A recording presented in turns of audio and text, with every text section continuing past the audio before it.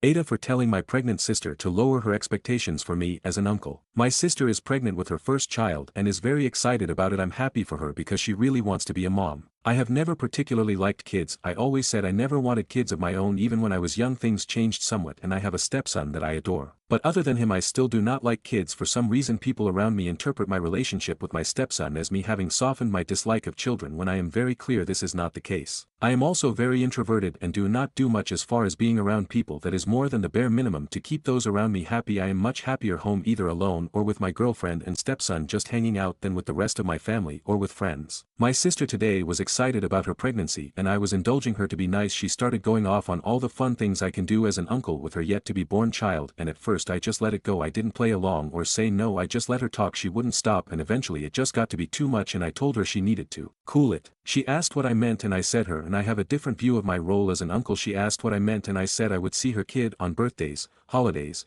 and family events, but I didn't see myself doing all the things she was naming off. She got very upset and said how could I say that about my soon-to-be first niece/nephew. I reminded her I am not the biggest fan of children and didn't see myself having a particularly close relationship with her child. She mentioned what a good dad I am to my stepson and I said that's different, that's my son. I'm not her kid's father and I don't have to be involved with her kid if I don't want to be. We also have another brother and we both know he will be wanting to do as much with her kid as possible, so I said it's not like the kid needs me. My parents then got the hint. Her and I were in a disagreement and came over to see what was going on. Both my parents are on her side and think I should be a better uncle and also should not have said something to upset my pregnant sister. So I have to ask, Ada. Edit. I talked with my brother about it. He basically said based off of everything I've said my entire life he doesn't understand why my sister would have ever had these expectations to begin with. He's not on anyone's side. He said he gets why she wants more from me but also thinks that she should have expected this. Update. My sister just called me. She spoke with both my brother and her husband last night after the fact and they told her that there was nothing in our relationship the past 20 plus years that should have led her to conclude my attitude towards her child being anything other than what I told her. She apologized if she made me feel like I was being pushed into a relationship with her child that I did not want. I apologized for the time and manner in which I said what I said and that I could have handled it better. I also apologized for not being the kind of person she is hoping for as the uncle of her child. We both accepted each other's apologies,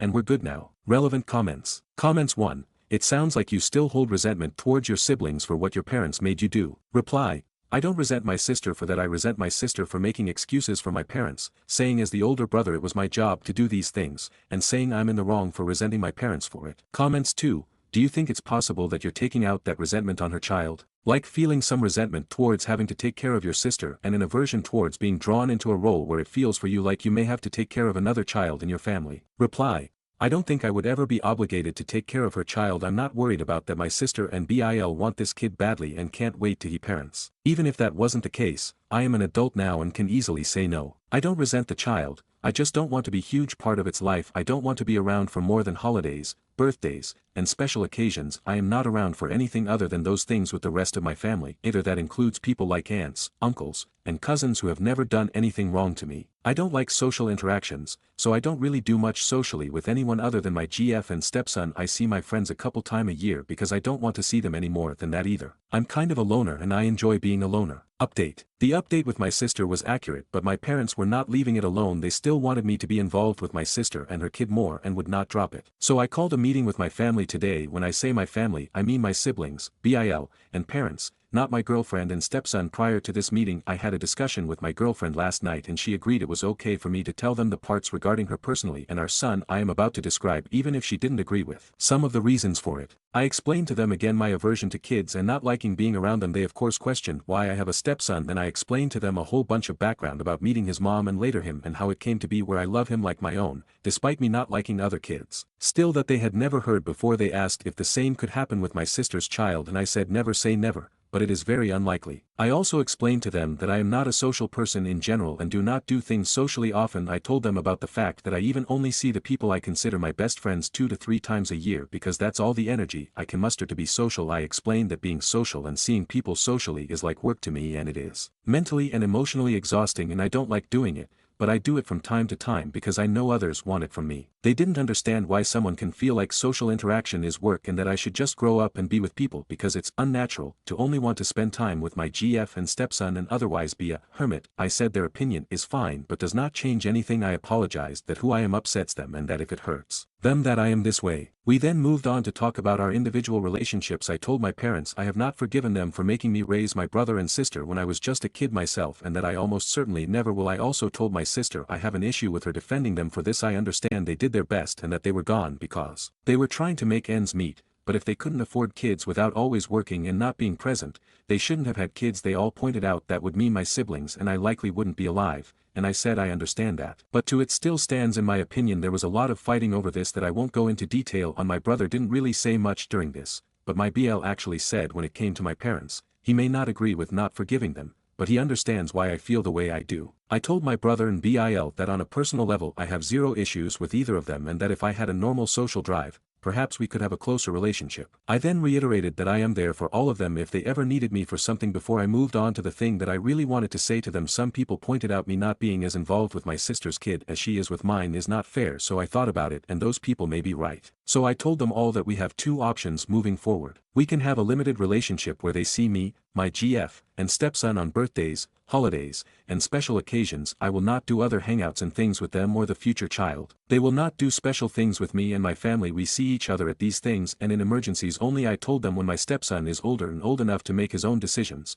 if he wants a further relationship with them, I would not stop him from pursuing it and I would not poison the well. Or, 2. We have no relationship at all moving forward and we completely remove each other from each other's lives. I told them that the decision as to which option they want is up to them and can be taken on an individual basis and is of course open to future changes should all of us want them, and that they did not have to have an answer for me right away if they did not want to. Again, my parents and sister were upset. I gave them an ultimatum and said it was completely unfair. My brother and BIL were both silent. I left and then got a call from my brother shortly thereafter. He said he accepts what I had to say even if he doesn't quite understand my antisocial behaviors and wants option 1 even if the others didn't. I told him I was happy he chose option 1 because if I got to choose any of them to interact with still, he would be my choice. And that we'd be in touch. Stories number 2. I, 16F, want to disobey parents, 48M/F, for the first time. I have been wanting a Nintendo 3DS XL since launch date, and the launch of Pokemon XY today has fueled my desire for it even more. Thing is, I asked my mom, less strict parent,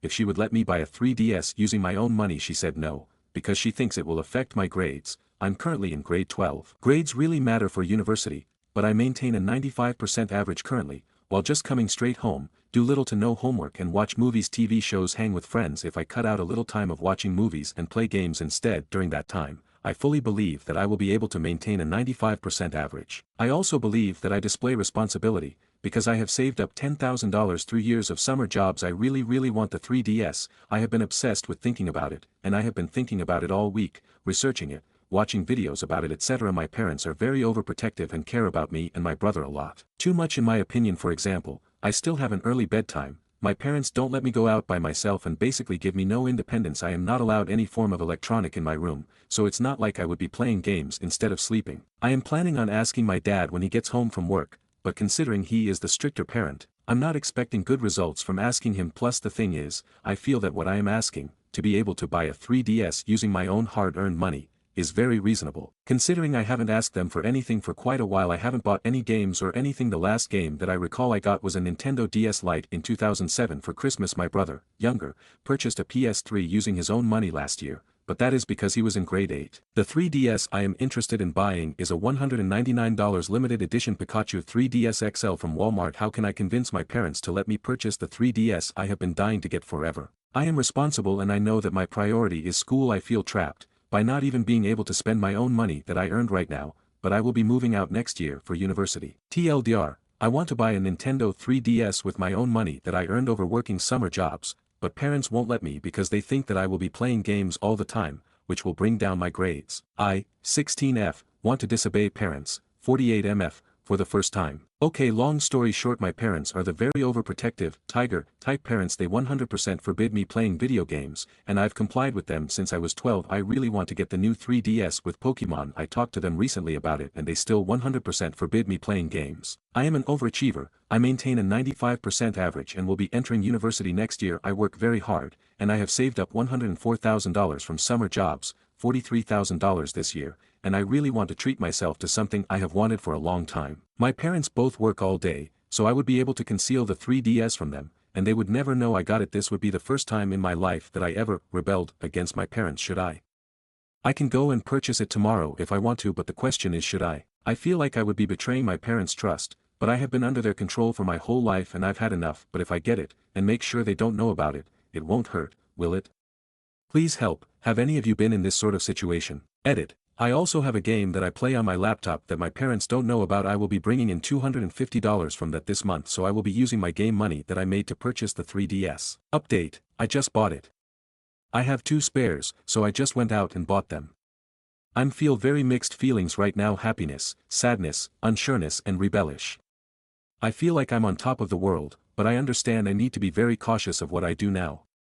My update post. TLDR, 16-year-old girl has very controlling overprotective parents who forbids video games, but wants to disobey them and purchase a 3DS. Relevant comments. Comment 1. Pay attention parents, this right here is why you don't overprotect your kids. This young lady has her shit together. What's going to happen at 18 when she moves out and discovers all the stuff her parents haven't let her see? To answer your question, you have to decide if the punishment would be worth the crime. What happens if they do find out? Reply. Yep, that's what I've been wondering too. I've never really done anything before in my life to betray them. I've been a really good kid doing what they want for my whole life. They would probably either smash it, confiscate it, throw it out, smash it, and on top of that, take away all my privileges, having a job, staying after school for clubs, having a laptop. Comment 2. Your parents don't have access to your bank account, do they? If they feel you are starting to rebel, they could empty your account in the belief that starving you off funds would disable your behavior. Make sure you are the only one with access. You've worked hard for it. Reply, of course. Thanks, my parents wouldn't go that far, I think. Comments 3. She's commented before she has scars from them hitting her. Sad face. Sure, it's producing results, but there are costs involved, and I know teen academic superstar is a dubious reward if said teen starts to break from having her face shoved against the grindstone with no break. Reply, yep, I'm ashamed to admit that I do have scars. One really defining moment was when I was really young, around 7 or 8. I was doing my math homework, but I couldn't seem to get it. My parents would hit me with a wooden stick. Now, they don't do that, they slap me across the face, make me kneel down and beg for forgiveness. Update. Okay, first, I want to thank you all for your support and wonderful advice. I went ahead and bought it. I literally just bought it 10 minutes ago. I haven't touched it yet, and won't until maybe even a few days from now when I am 100% sure I will not be caught or seen doing it. I paid $270 cash for the 3DS XL and a Pokemon X game, and I feel on top of the world. My parents 100% forbid video games in my house, but I have been wanting one forever, and this is the first time I have defied them in my life. I am feeling a mixture between happiness for doing something I've wanted for quite a long time, sadness for betraying my parents, which I never do, and a feeling I've never felt before, rebellish. I fully understand the consequences of my situation with my parents, so I will be taking all precautions and extra to hide my little secret. I have a perfect hiding spot for it, and I have decided I will study even more than I usually do and help lots extra with chores to make up for betraying my parents. I will resist the temptation to play it whenever I want, and will only play it for 30 minutes to 1 hour before I sleep, when they think I'm already sleeping. I would like to say thank you all again for your support.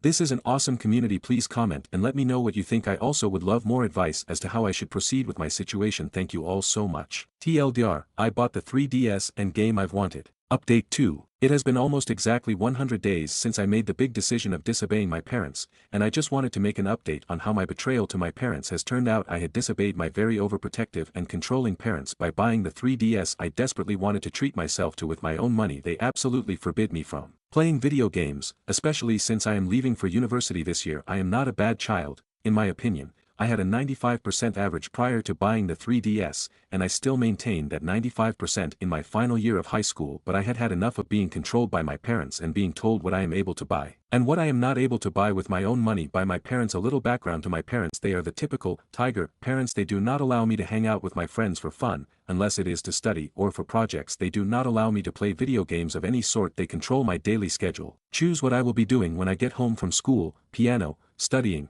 extra homework they make for me, etc. I love my parents with all my heart and understand they do it all for my benefit, but I finally decided that I should start making my own decisions, so I bought the 3DS without their knowing and have hidden it from their knowledge for the past 100 days. I have been very cautious of hiding it and playing it because I know that the moment they find out, they will smash it and punish me by taking away all the little privileges I have right now, and most importantly, be very disappointed in me, their oldest daughter, but the first time I have disobeyed my parents, since they haven't found out about my little secret yet. There have been no repercussions whatsoever, and I have been delighted to have the games that I can enjoy on my free time without it affecting my schoolwork or grades. I would like to thank you all on this subreddit who have given me advice and support to push me to buy the 3DS. It has been a great positive change in my life to finally start making decisions for myself and realize that disobeying my parents doesn't mean the end of the world if I hide it from them. TLDR, 100 days after I disobeyed my controlling overprotective parents by purchasing the 3DS I wanted with my own money, which is against their wishes, I am feeling better than ever. It was a great decision and I do not regret it at all, even if I ever do get caught. It has been a step in my life that I just took to stop listening and doing everything my parents say. Relevant comments. Comments 1. Good for you for disobeying your parents and wanting to live your own life. I hope this trend continues. When you leave home, have some fun,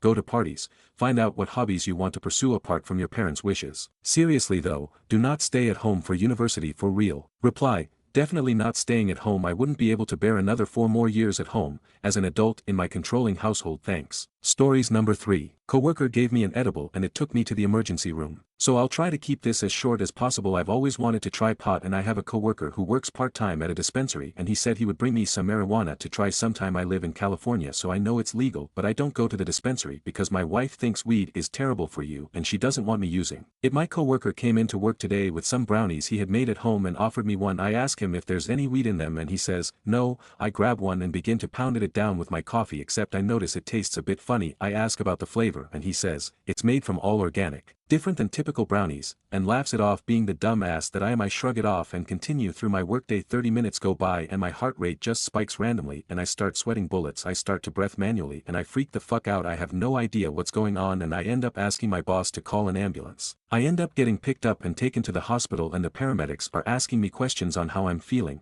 if I took anything, etc. I tell them I didn't take anything and they tell me I was having an anxiety attack. I get to the hospital and my coworker texts me saying he put marijuana in the brownies and thought it would be funny to see me high at work. I tell paramedic I ingested a marijuana infused brownie and he tells me to just stay hydrated and relax. I feel like shit. And I'm stuck in a hospital right now and I'm beyond pissed off. I don't know what to do and how to bring this up to my boss or if I should pursue a lawyer. Please help. Edit. He is now telling me I can't tell my boss or HR because I'd get fired for using marijuana on the job. Update. Police report has been filed.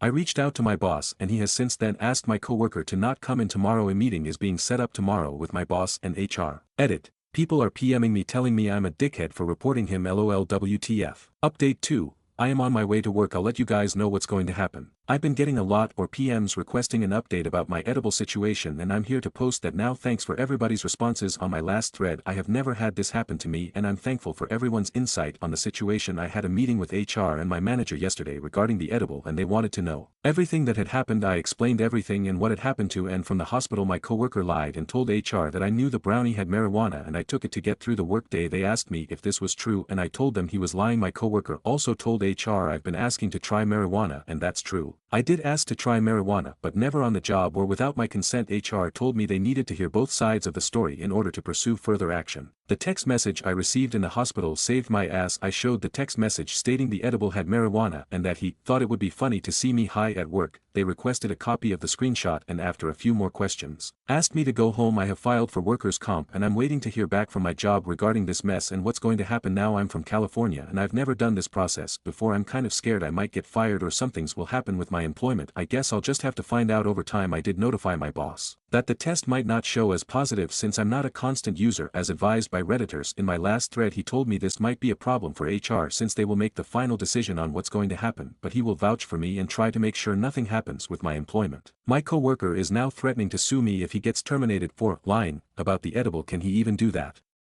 I feel like this whole situation is just getting way out of control. I don't even know what to do. Update. Charges are being pressed. Final update. He's been fired. I came into work today and had another meeting with my boss regarding the current edible incident. They've terminated my coworker and charges are being pressed. I asked my boss if it was possible to notify the dispensary since I personally want to do as much damage as I can to this guy. My boss took the time to call them and notify his manager. Did it have to go that far?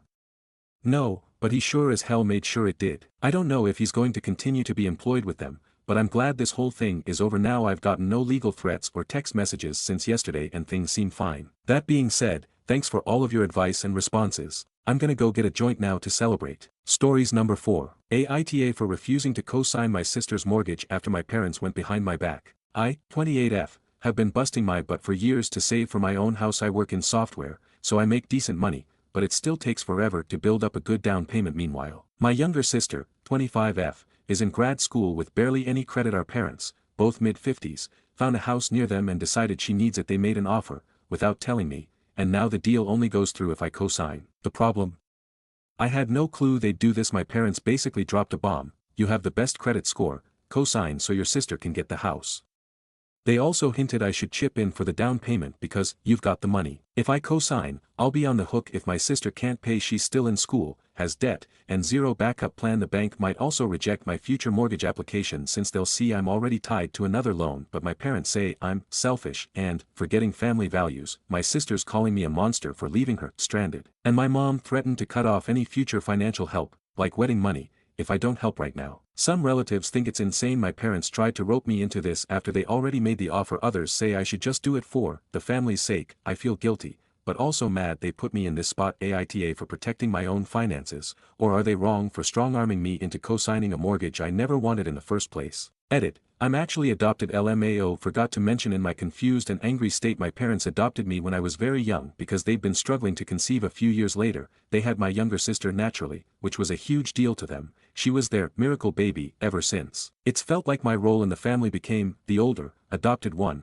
while she was the golden child who could do no wrong. Growing up, I was expected to pitch in more, be more responsible, and generally look out for my sister. I worked my butt off in school, snagged scholarships, and eventually landed a good job in software. All the while, I felt like my family mostly saw me as the fallback option in case anyone needed financial or emotional support. Now that I'm actually building my own life, saving for a house, focusing on my career, I'm realizing how my success just makes me look like a bigger piggy bank to my parents. The more independent I become, the clearer it is that I need to separate myself from the constant guilt trips and the unspoken expectation that I'll always bail them, or my sister, out. I love them, but I can't keep sacrificing my own future to maintain a dynamic where I'm never the priority. So thank you all for the wake-up call. Update to come. Ada has no consensus bot. I was NTA. Top comments. Why didn't my parents co-sign the loan? Reply. They have financial strains and don't want to incur that risk and don't have the best credit either. Why didn't OOP's parents help her with buying a house? Reply. We were at odds due to another family issue. Commenter 1. So, your sister is the golden child and you are not. Don't co-sign the loan. Tell your parents to give your sister the wedding money, and since your finances won't be a dumpster fire, as they would if you co-sign the loan,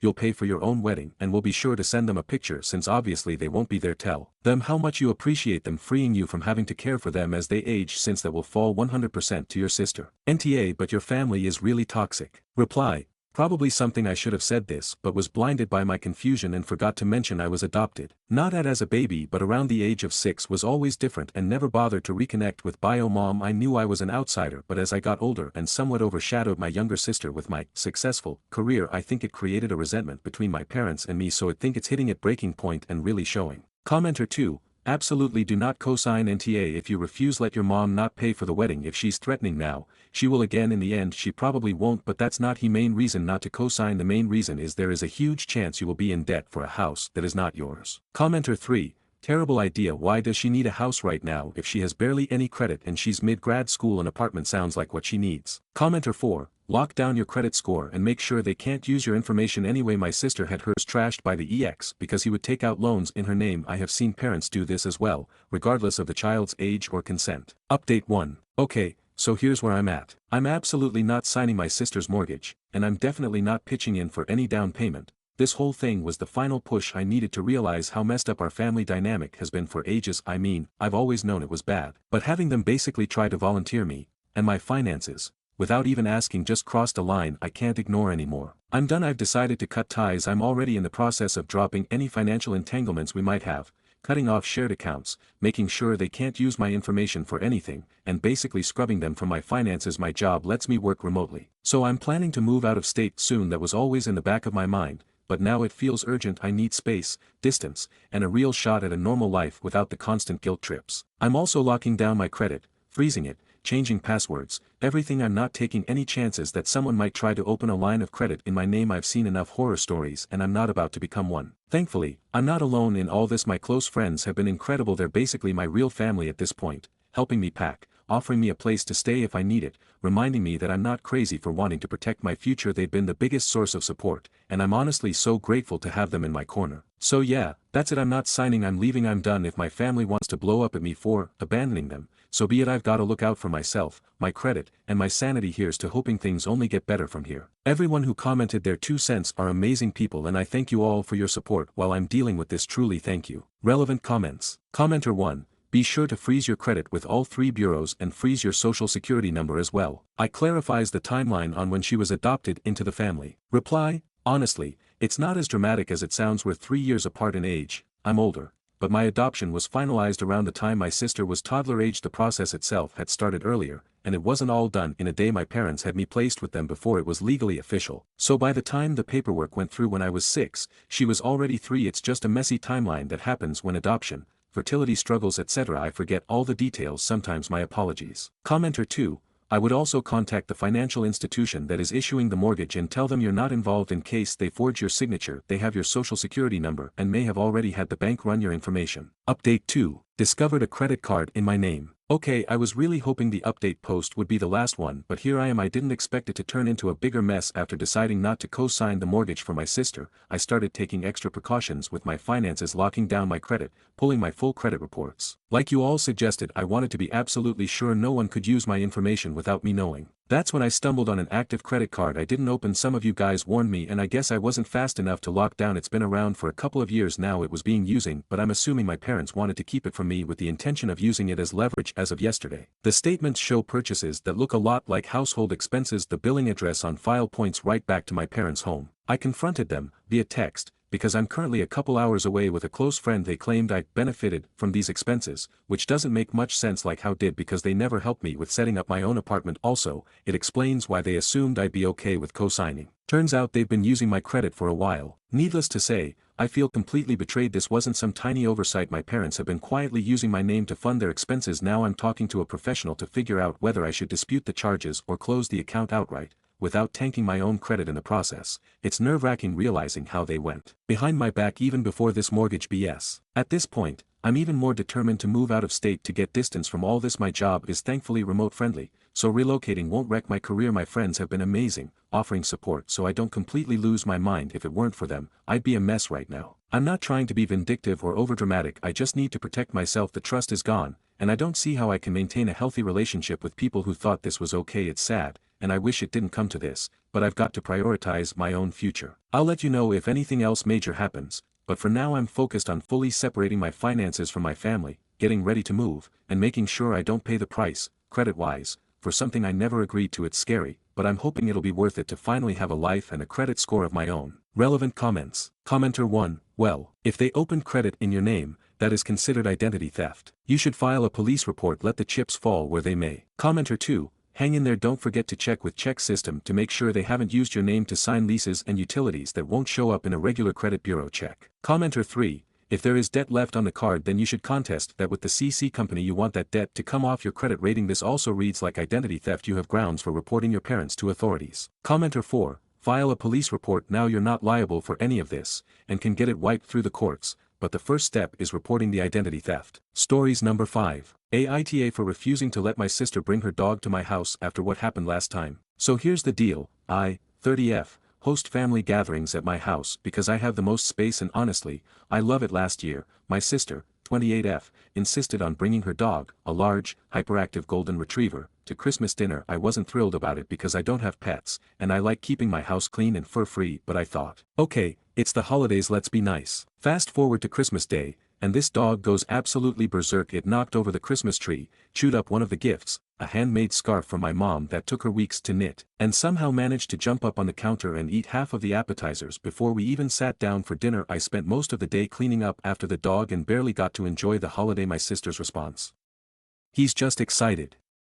It's Christmas, after all. This year, I told her no dogs. I was polite but firm, saying we'd love to have her, but the dog needs to stay home. She got super upset, saying her dog is part of the family and it's unfair to exclude him. Now she's threatening not to come at all, and my mom is pressuring me to let the dog come so the family can be together. I told them both that I'm not changing my mind. Now I'm being called selfish and not understanding. My sister is acting like I'm banning her child or something, and I'm starting to second guess myself. Am I the asshole for putting my foot down? Top comments. Commenter 1, okay, don't come, call her bluff, this is your house and ta. Commenter 2, absolutely, call her bluff and tell mom she's pressuring the wrong person. Commenter 3, NTA, your house your rules. Also, dogs don't misbehave because they are excited about Christmas. Dogs don't know what Christmas is. Dogs misbehave because they haven't been raised well. If your sister doesn't scold the dog and teach him how he should behave, they should both stay home. Update. First off, thank you to everyone who offered advice and support on my original post. I was feeling a lot of pressure and was starting to second guess myself,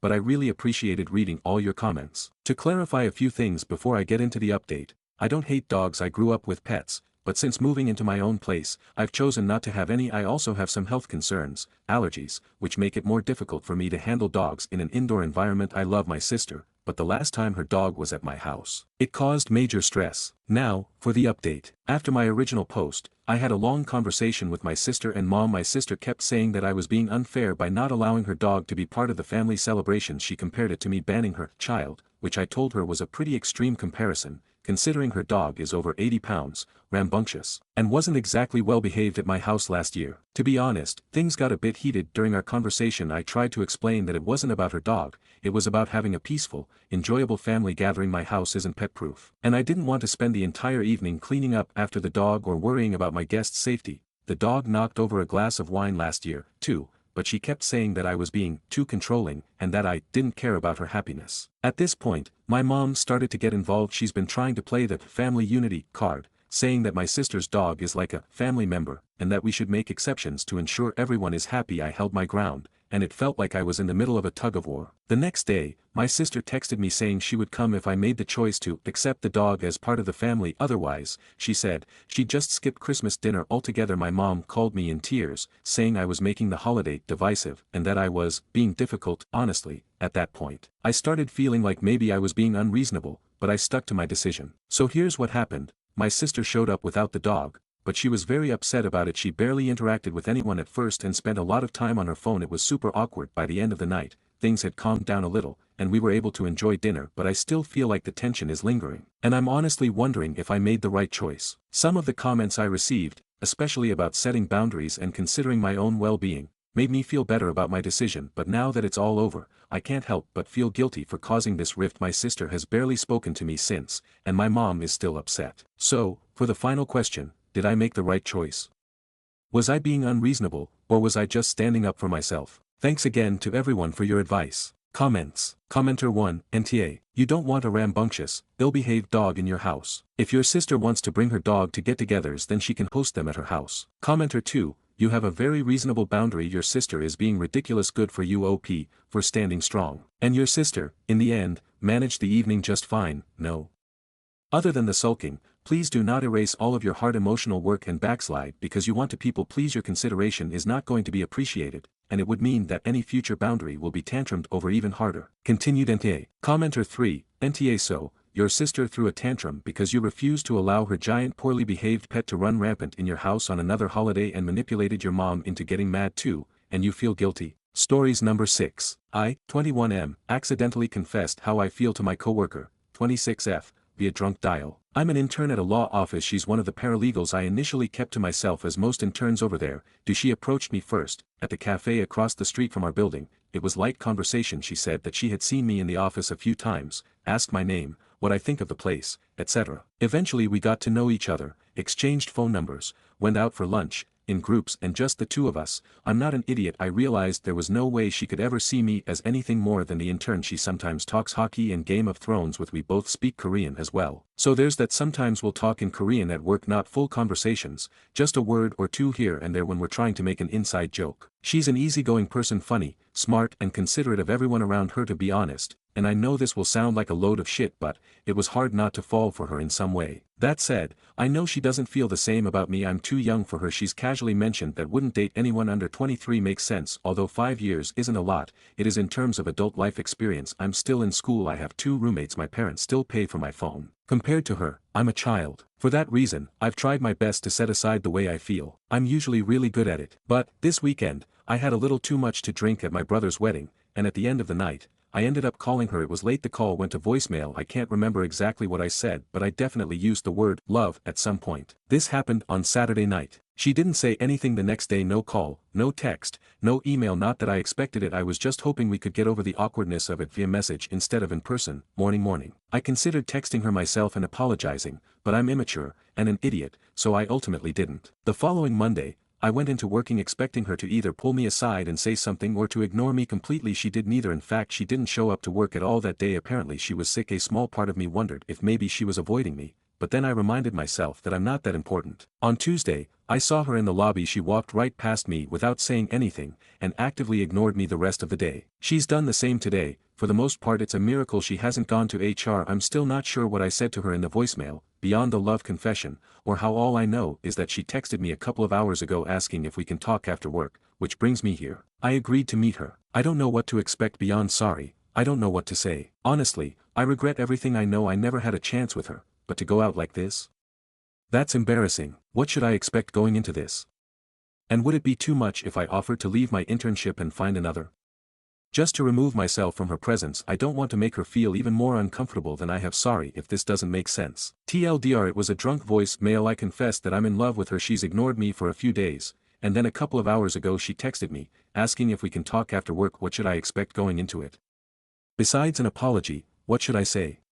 Should I offer to leave so she doesn't have to see me again? Relevant comments. Comments 1. I want to apologize for the voicemail that I left the other night. It was unprofessional and inappropriate, and I deeply regret if it made you uncomfortable. Don't offer to leave your internship. Make it clear that you understand what you did wrong, apologize, and keep your head down for a while. Reply. Thanks. Comments 2. I would also add that you not follow that up with any language that could be interpreted as excusing or rationalizing what you did. Update. Sorry for taking so long. I forgot my phone in my car. She and I talked for about an hour after work. Apparently her boyfriend, whom she's never mentioned before, overheard the voicemail when she was listening to it the morning after the wedding. He was understandably upset, seeing as some random guy was confessing to his girlfriend. They had a huge argument about it. He made a bunch of accusations, claiming that people don't fall in love out of nowhere, and some other things. Basically he was saying that she was emotionally cheating with me, which is so far from the truth. She has only ever behaved appropriately with not just me but everyone. She was upset. That's why she called in sick and avoided me for a couple of days, not because she was mad at me,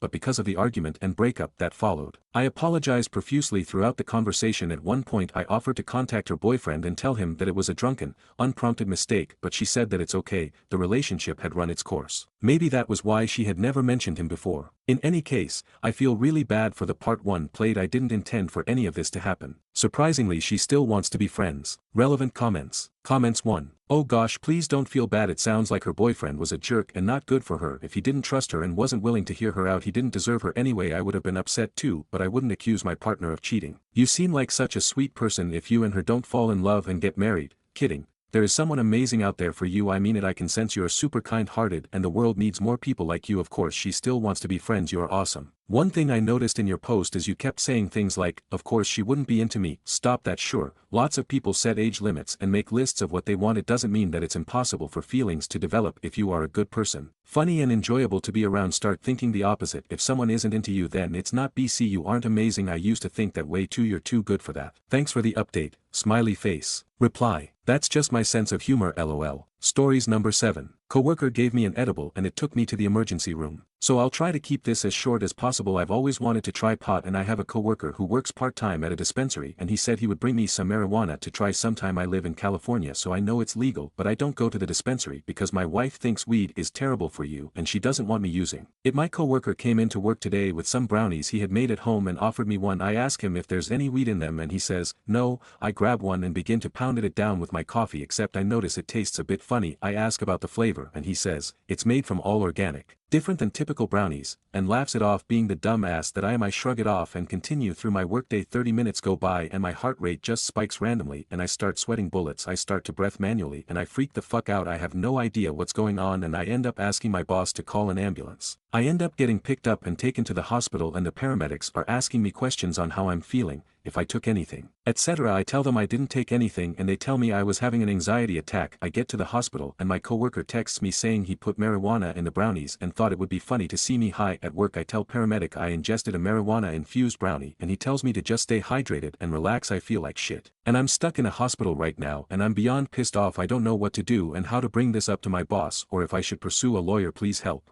Edit. He is now telling me I can't tell my boss or HR because I'd get fired for using marijuana on the job. Update. Police report has been filed.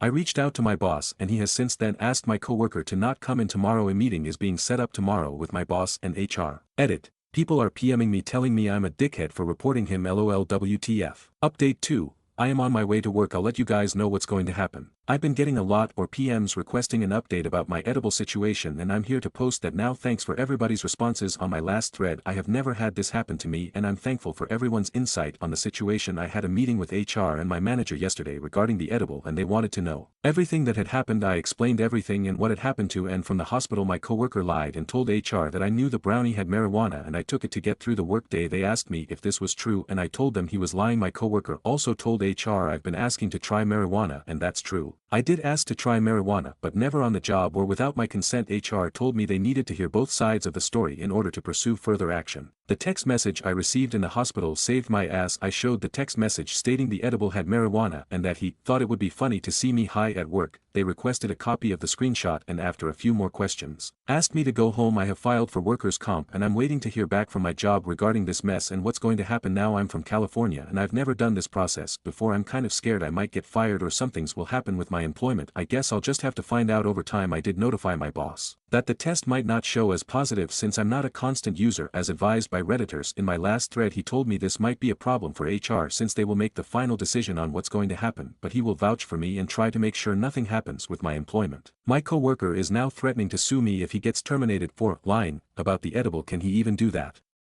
I feel like this whole situation is just getting way out of control. I don't even know what to do. Update. Charges are being pressed. He's been fired. I came into work today and had another meeting with my boss regarding the current edible incident. They've terminated my coworker and charges are being pressed. I asked my boss if it was possible to notify the dispensary since I personally want to do as much damage as I can to this guy. My boss took the time to call them and notify his manager. Did it have to go that far?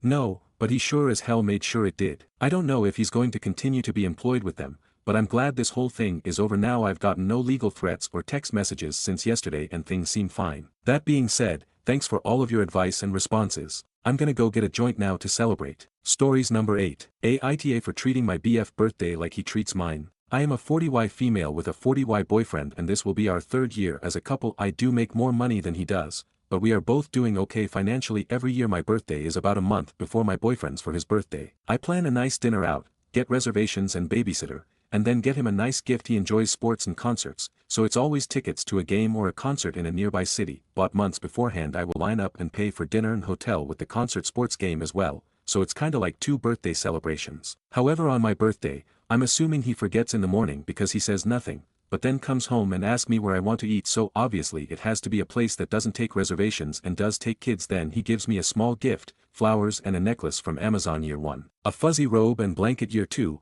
and calls it good. So after my birthday this year when we ate out last minute and I received a similar gift, I decided to sell the concert tickets and just do a similar birthday for him. I asked him where he wanted to eat the night of his birthday, took him out to eat there, no kids, and gave him a small gift, new wallet and tie. He looked confused when opening his gift and now he says he's really disappointed we are not taking a fun little trip together for his birthday like we normally do. I said I'm tired of putting more time, effort, and significantly more money into his birthday when he barely seems to remember mine. Aita. Edited to add info. I've never told him I was unhappy with the gift before, but I have told him frequently need more effort from him on the relationship. We both make around 100K per year. Verdict. Removed before verdict rendered. Relevant comments. Comments 1. But you need to have an actual conversation with him. I can't imagine being upset over something like this for a few years and never telling my partner or talking to them about what's upsetting me. Reply. I guess I've never had a conversation about gifts because the real issue here is the lack of thought/effort, and that's a conversation we have had so many times, but I'm not seeing any change. I did think maybe an action would help him understand more,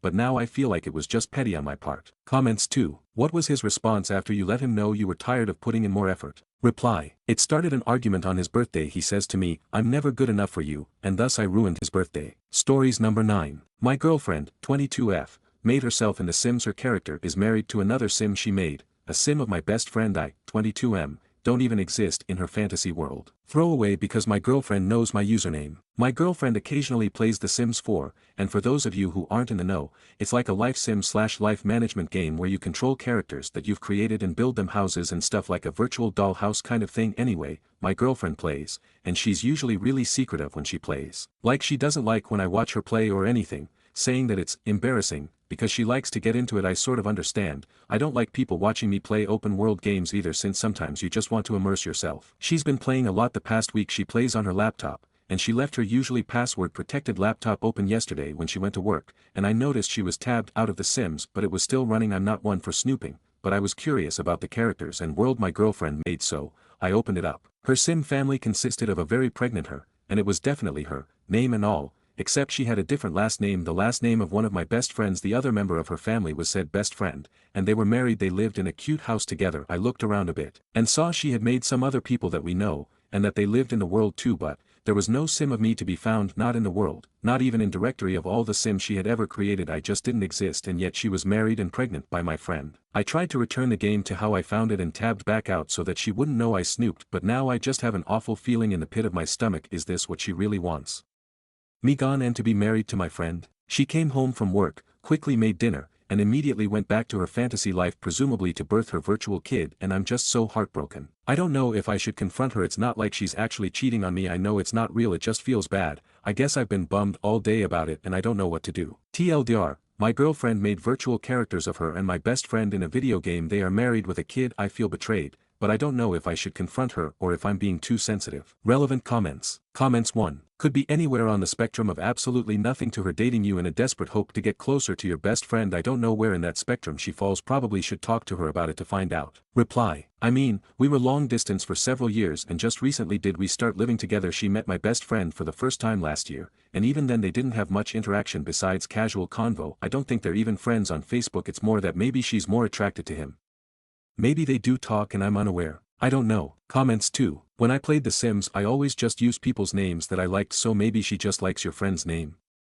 Does the sim himself look like your friend, or is it just the name? Reply. It looks like him down to a nearly identical outfit to what he's wearing in his Facebook profile pic, which I'm assuming she used for reference. She's pretty good at making sims look like real life people, since she's shown me celebrities and characters she's made in the past. Stories number 10. How do I, 31F, handle my awful SAL, 33F, at my boyfriend, 30M's family Christmas? My, 31F, boyfriend, 30M, and I have been together for 3 years. We have gotten to know each other's families quite well as we live nearby and can visit often. I love my boyfriend's family, except his brothers. 33M, long-term girlfriend, 33F, called her SIL for simplicity in the title. Let's call my boyfriend James, his brother will be Mike, and his brother's girlfriend Kelly. Kelly and Mike have been dating for 5.5 years. I truly believe she is well-intentioned, but oh my god, she's freaking terrible to be around. I get along with almost everyone I meet, but being around her actively makes feel like I'm losing brain cells. We are polar opposites, but that's not why she's terrible. She makes wildly inappropriate comments to everyone around her, has no sense of self-awareness, and thinks the world owes her something. Kelly and Mike are not in a good financial position. Kelly is unable to work because of her traumatic childhood, and Mike works 50+ hours/week in construction. He busts his butt to provide for them. And she spends her days at the local bar with the local riffraff, then complains about not being able to afford to buy a 3-bedroom, 2-bathroom home on several acres of land in our HCOL state. For Christmas, my boyfriend's parents are hosting celebrations and we are doing a small gift exchange with a max budget of $10 per person, and then everyone drew a name from a hat and we get that person one gift of up to $50. Total spend is $100 each, so everyone gets one big gift and a couple of small things at first. We had no budget, but Mike was concerned about being able to participate, so we set a budget and James slipped Mike $200 so he wouldn't have to worry about it. It's not Secret Santa, so everyone knows who drew which name. James drew Kelly's name, and immediately she started sending him links to things that were $100 plus for him to get her. He reminded her of the budget that we set, to benefit them, and she said, "You can afford it, these are the only things I want," and made it worse by saying, "Mike drew your name, and we're getting you something nicer than $50. I'll give her the benefit of the doubt that she may not know James gave Mike the $200 to help them out. She hounded James about it being unfair that they suffer while we have so much, so clearly he can afford to get her a nicer gift. Both James and I are very comfortable, but we've both worked hard for everything we have." She insulted him, called him greedy, told him that he's selfish and only cares about himself and the fancy life he lives with me, and that Mike and her resent him for abandoning them. James is the kind of person who would give his last dollar away, the shoes off his feet in a snowstorm, and who acts tough but is actually just a big softie. A lot of people take advantage of that and he caved. He got her the fancy over-budget gift. James and Mike's parents just kind of roll their eyes at her when she makes weird inappropriate comments, and their mom has confided in me that she's happy at least James picked a normal one, and that she's glad she doesn't have to take care of both of her sons into adulthood. They are completely unaware of what's happened behind the scenes. Between Kelly and James, I'm not afraid of confrontation,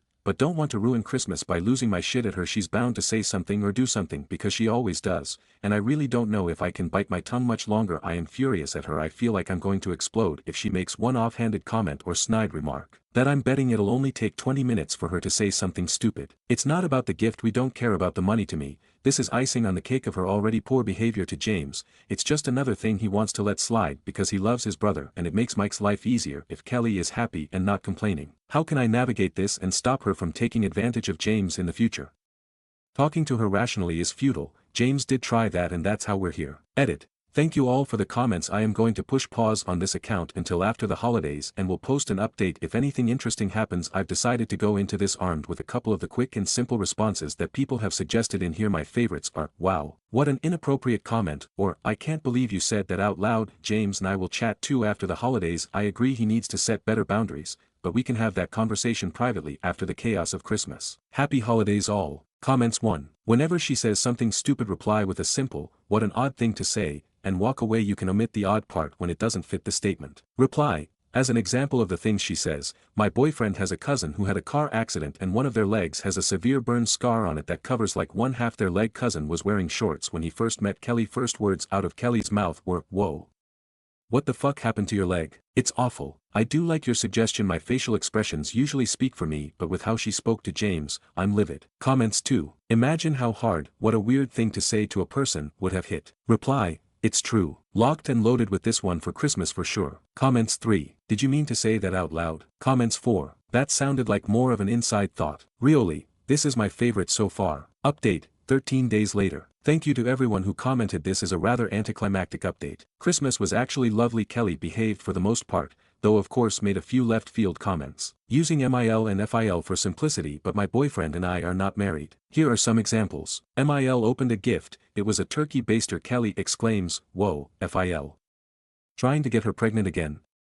MIL and FIL are in their 70s. Awkward pause. Turns to me and James and goes, "Actually, I'm surprised it's not you," and on recommendations from Reddit I laughingly responded, "What an uncomfortable thing to say." Kelly went on about how she expected after we took a 2-week vacation, we would be sharing a pregnancy announcement. I responded, "Well, that's kind of weird." I got James a gag gift that says some sexual innuendo on the butt of a pair of pants. Kelly kept making comments about, "No one needs to know the details of your sex life," despite that the pants were a joke. This was repeated all night, but I just ignored it. Otherwise we had a great time and a great family gathering. I wish I had something more exciting, but the answer I got helped me have a few responses in my arsenal to respond to her weird comments, and otherwise I ignored her. Thanks Reddit. Comments 1. No one needs to know the details of your sex life, but I am going to loudly speculate about how much of it you had during a trip anyway. Right. Comments 2. While also making an artificial insemination joke that is really insensitive to anyone having fertility issues, which I wouldn't be told about you having. Comments 3. It sounds like you have a better outlook on the situation.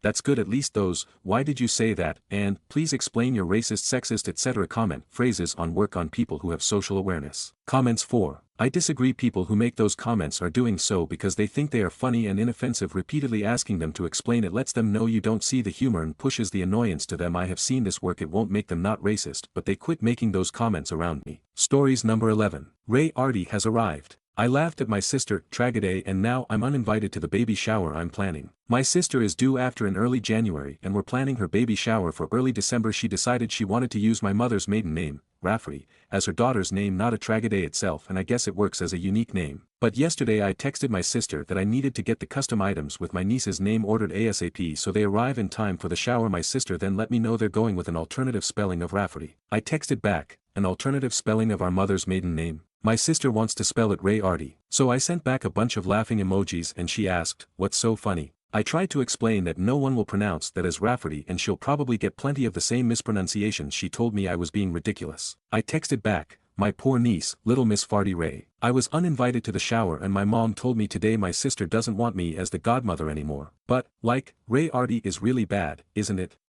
Someone needs to tell her. right? Update on Ray Artie. I don't know if updates are allowed here, but here it is, and sorry it's long and I've been having a hard time submitting it. Is there a character limit?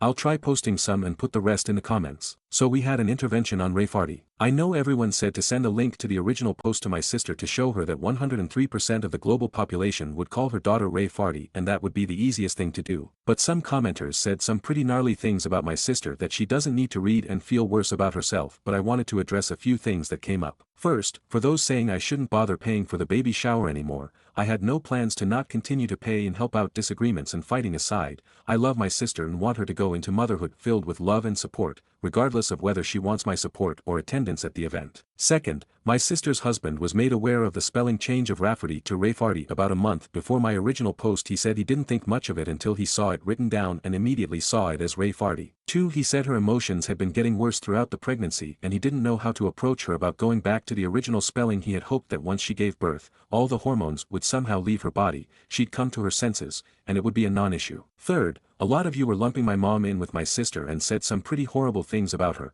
2. All my mom knew was from my sister calling her to complain that I laughed at her for slightly changing the spelling. My mom just assumed it was a minor change like Rafferty until I told her to grab a pen and paper and I'd spell it out. For her, once she saw it was Rayfarty, she was team save this child. The rest of the saga is in the comments. The rest. Now for those of you who told me I didn't have any tact and my reaction was mean, my reaction was because 1. People would call the poor girl Ray Farty her entire life for the sake of my sister being quirky. 2. Pregnancy brain aside, surely my sister would realize her child will be called Ray Farty once it's pointed out, have a laugh, change her mind, and this will end up being a funny story to tell at her daughter's future wedding or something. And 3. My sister is a bit of a joker, so I also initially thought she was just pulling a prank or joking. But if she was joking, she took the joke really, really far. She spent $400 on a mural painted on one wall in the nursery. She wanted to debut the finished nursery to everyone at the baby shower, including her husband, who was forbidden to see it beforehand, that had Ray Farty incorporated into it that now needs to be repainted. She also bought herself a birthing gift. Is this even a thing? She'd have my brother-in-law present to her in front of everyone at the hospital, a $900 plus gold bracelet with R, A, E, F, A, R, T, and Y charms. The baby book also has Ray Farty embroidered on the cover. I contacted my sister's best friend Katie, not her real name, if my sister has told her anything about the spelling change she found out about Ray Farty after the blow up with my sister, as my sister wanted to get Katie on her side. Katie, who's a teacher, was equally horrified about the spelling and told me this is the worst attempt at a creative name she's ever seen. The intervention of sorts, the Farty party, if you will, included me, my sister, her husband, his mother and father, my mother, and Katie. My sister refused to believe anyone could possibly see Ray Farty as Ray Farty and that we were just mad that she was taking creative license and that everyone does that nowadays. My sister said children are not that cruel to bully her daughter for her name, and Katie said plenty of kids are cruel enough and the others would join in so they're not singled out themselves. My sister countered that as long as all the adults are pronouncing it correctly that it'll be no problem, and Katie told her that not only would the adults not know how to pronounce it to begin with, but that as long as fart is in the name, kids will latch right onto that. I was happy Katie was there because she's shared interesting names her students have had over the past few years, so I knew her opinion on this would probably be the only one to sway her. My sister cried for about 10 minutes and finally agreed to entirely change the name because even Rafferty was tainted because we had all ruined it for her. We told her to take her time to consider a new name. She told us she still wanted to honor my mother and she suggested she'd combine my mother's first name with her mother-in-law's name and created a name on the spot that included a crass term for a lesbian. When my mother pointed that out, she started crying again and accused us of not letting her be a mom, and her husband suggested we leave it for now and we should all go and give her space. It's been radio silence until my sister texted me a couple of hours ago that she and her husband landed on Theodora and she is absolutely in love with it. She even decided by my unborn niece looks like a Theodora in the ultrasounds. She got those creepy 3D ones done where every baby looks like the same copper potato.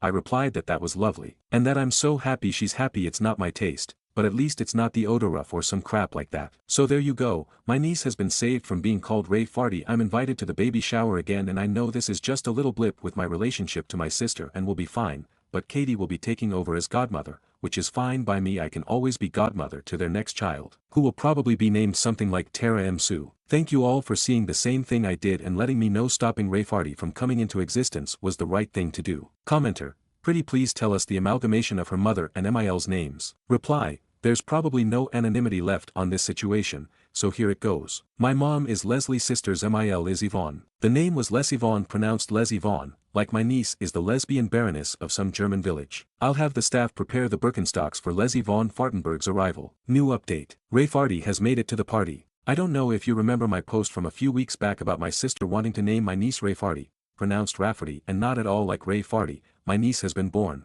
2 weeks earlier than expected, but she is healthy and home now. When my sister first held her, she said, "She's so adorable," and got an idea. She wanted to change from Theodora to Theodorable. Thankfully my BL put his foot down. He did give her carte blanche on the middle name when it was supposed to be Rafferty. They went with Rose to counterbalance Rafferty being different now that Theodora was the normal name, and because my sister just cannot not be extra, she chose Jacksonville. Comment 2a Ray Farty Rose by any other name would smell as sweet. We are not from Florida. BIL is not from Florida. I don't think my sister's ever been to Florida, much less to Jacksonville. I asked her how she came up with it and she said she always liked geographical names, which is news to me because I specifically remember a conversation about names months ago and she said she hated when parents name their kids place names like Camden or Brooklyn because they're trying way too hard. But you do you, Ray Farty's mom. Also, our city has a pretty sizable Polish-American population and people will certainly try to pronounce it like it's a Polish last name, but at least the craziness is confined to the middle name and there's no gas or slurs involved.